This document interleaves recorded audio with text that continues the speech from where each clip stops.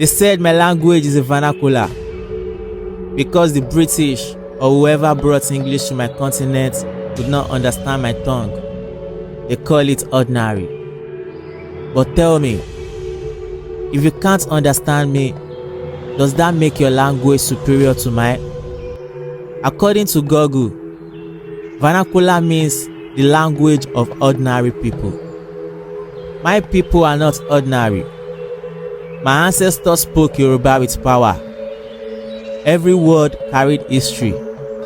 Every drum beat was communication. So if Yoruba is vernacular in London, then English should be vernacular in Lagos.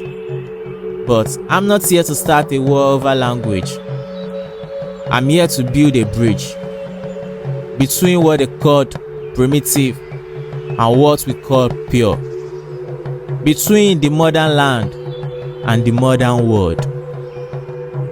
I brought something that connects the African soul with the global sound.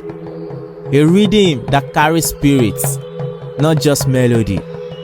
I call it Afro Spirit. It's not Afrobeat. It's not gospel. It's not traditional. It's spiritual rebellion through rhythm.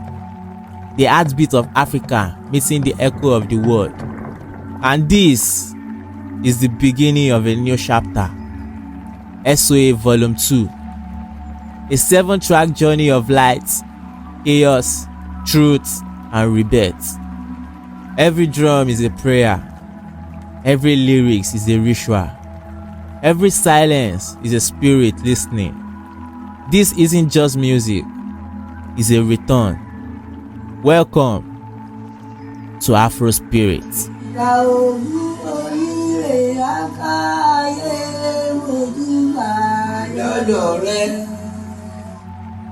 Ìgbà ogun òyìnbó lákàá.